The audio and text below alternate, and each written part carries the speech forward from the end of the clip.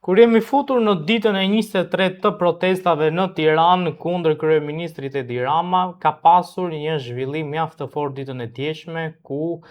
deputet të Partisë Socialiste kanë hedhur akuza ndaj lëvizjes vetëvendosje se po sjell njerëz në Tiranë për të marrë pjesë në protestë. Gjithashtu ka pasur dhe një reagim të zotit Rama, i cili edhe pse tha që nuk do ta besoj që pas këtyre njerëzve fshihet Albin Kurti, duket se ishte një lloj mesazhi për të thënë që ndoshta rri larg nga protestat në Tiranë. Për të folur mbi mundësinë se çfarë po ndodh me lëvizjet vetëvendosje dhe sa e vërtet mund të jetë ideja që ata po dërgojnë njerëz në Tiranë, kam të ftuar në një lidhje direkte Selatin Ret Kocerin, profesorin e njohur nga Kosova. Zoti Ret Koceri, faleminderit shumë për intervistën. Faleminderit për ftesën. Profesor, sa vërteta mund të jenë,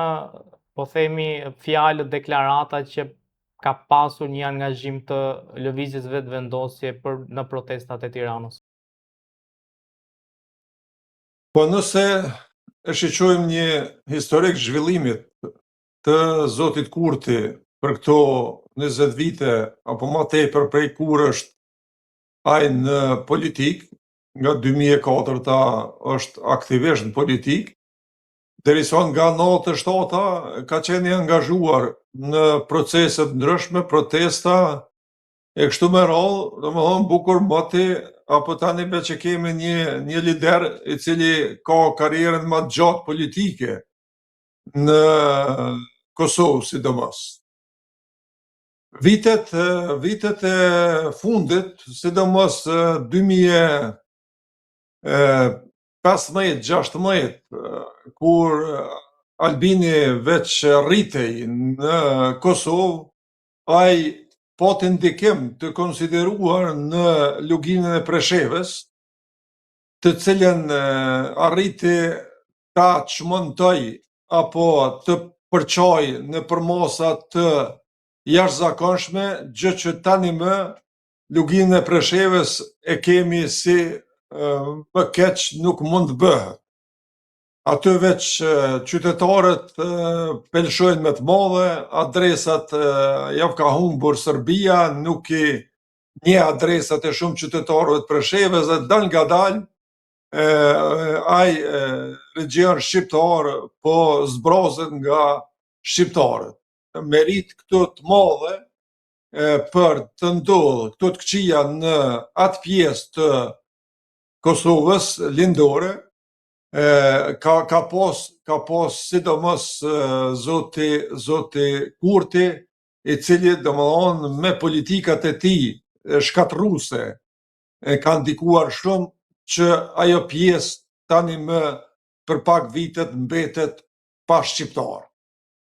Njëjtën e vazhdoi më vonë në Maqedoninë e Veriut, dhe tani atje e shohim si është ka të ndisur shqiptaria në Maqedoninë e Veriut me këtë partim politike vlen, dhe e ka ofër edhe atë pjesë të shqiptarëve të shkatërroj nëse ka pas mbetur diçka nga shqiptarët në këtë republikë. Kosovën veç peshohim se çka është duke vepruar dhe çka ka bërë me Dardanin e lashtë, dhe i ka mbetur Shqipëria. Direkt kë zotriu ndoshta nuk është ende e konfirmuar se është përzier direkt në Shqipëri me këto protesta, unë jam i bindur që edhe nuk i ka organizu fillimisht, por tani ai edhe pse si ka organizu, ka tentuar me sejmenet e vet, me bashkëpunëtorët e vet, të cilët i ka në Shqipëri, Hysamentin Feraj, Bëjken Abazi, Elvis Hoxha, Dejona Mihali, ka mjaft, Arbër Vokshja, si e ka mbi emrin, s'm kujtohet, e të tjerë, Zajmin vërtet, Arbër Zajmi,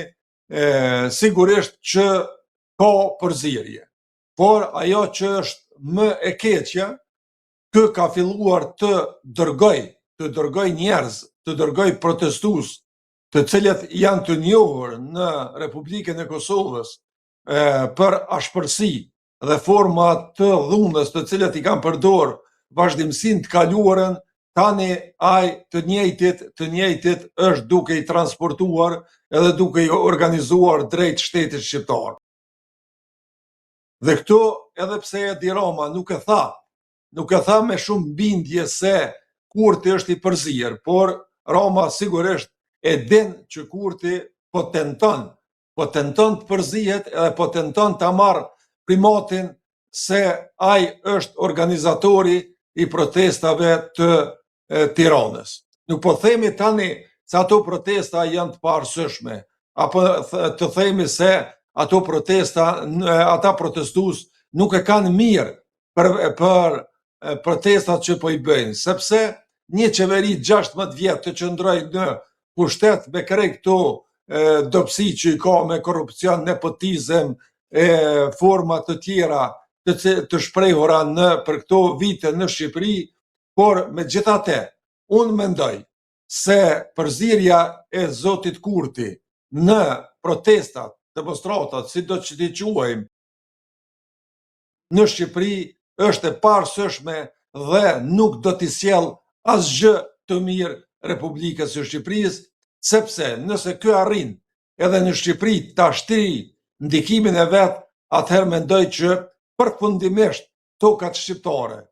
do të marrin fund, sepse ky është një njeri i definitivisht shumë i rrezikshëm për të ardhmen e shqiptarisë edhe trojeve shqiptare. A do e përkeqësoj marrëdhënien akoma më shumë që ka Kurti me Ramën kjo, po themi, situatë? Veç marrëdhëniet Rama Kurti, a më mirë me thonë Kurti Rama, sepse nuk është e keqja e këtyre marrëdhënieve zoti Rama. Keqja e këtyre marrëdhënieve është zoti Kurti. Kurti ju ka parapri këtyre konflikteve, edhe Kurti është ai e keqja e mos zhvillimit të raporte. Për fat, populli vazhdon, edhe kemi marrëdhënie edhe raporte vllazërore me shtetin shqiptar, por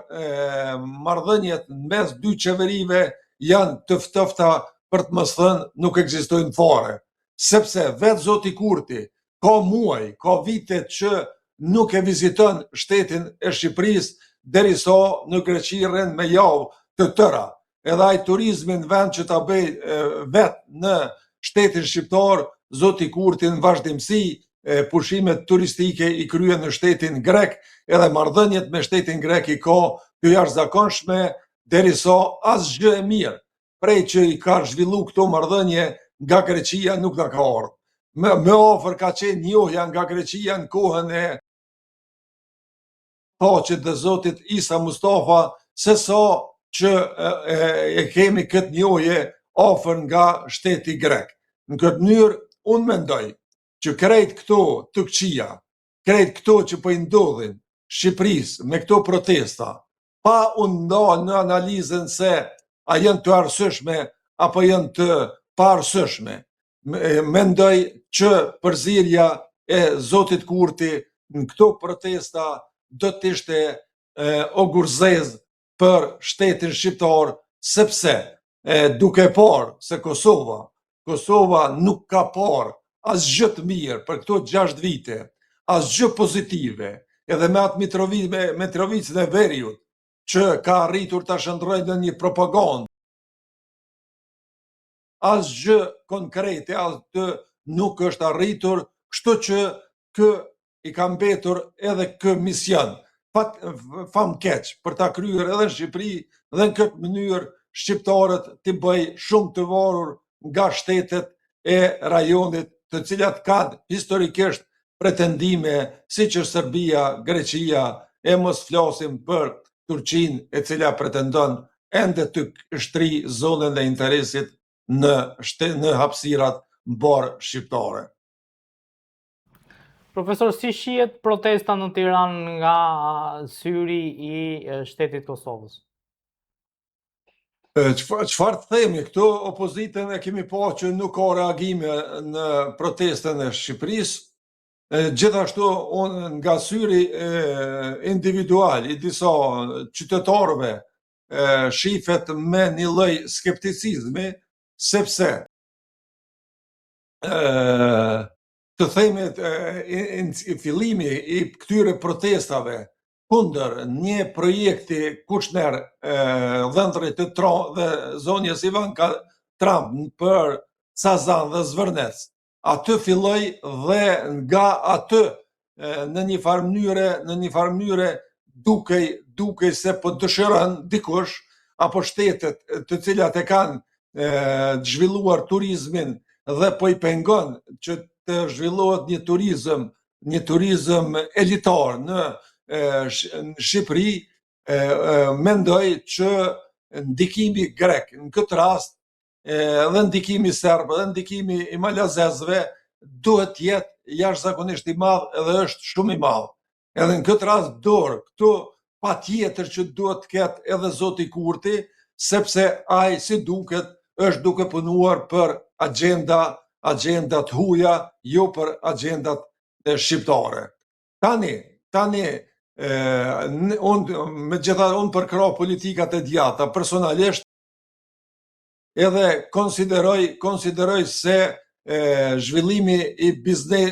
turizmit në Shqipëri duhet të kemi edhe turizëm elitar,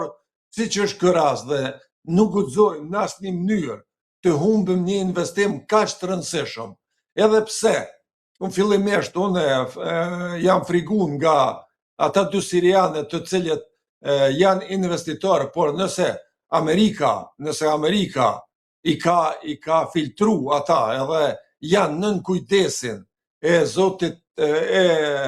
vajzës së zotit Trump, presidentit amerikan dhe dhëndrit të tij, atëherë këtu nuk kemi nevojë të kemi frikë dhe duhet t'ju japim hapësirë, sepse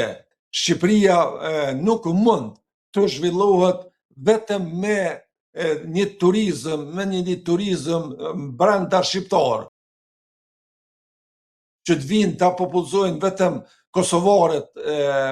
turizmin 60% me kosovarë, sepse nëpërmjet këtij turizmi nuk mund të zhvillohet Shqipëria. Duhet të ketë një turizëm më të avancuar, një turizëm çka të themi, më të avancuar, një turizëm nga elitare të botës,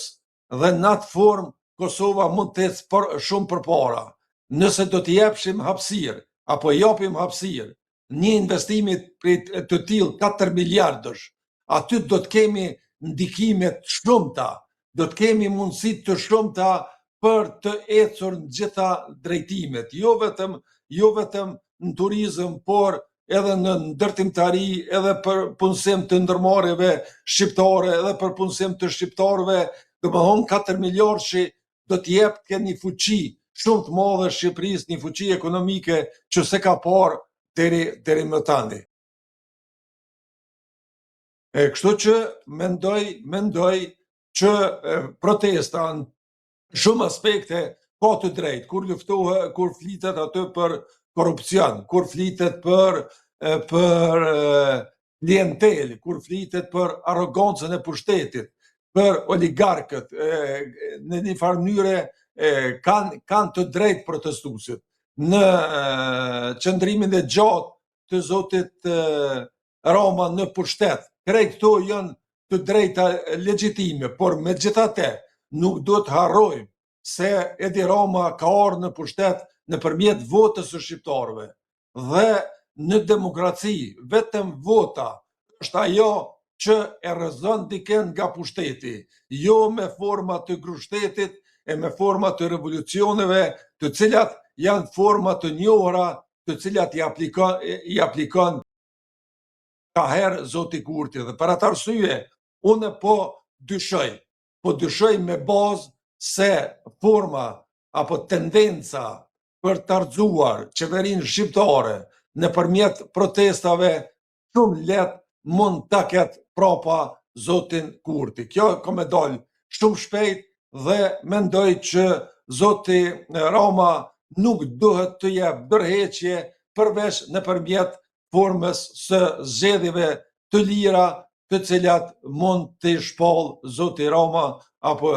kuvendi i Kosovës, kush i shpall në Shqipëri, edhe të shkohet në zgjedhje të lira e asnjë mënyrë në këtë format të rrëzohen pushtetet legale që të kanë ardhur me votë të popullit. Profesor, faleminderit shumë për intervistën, ishte kënaqësi. Ishte kënaqësi, faleminderit.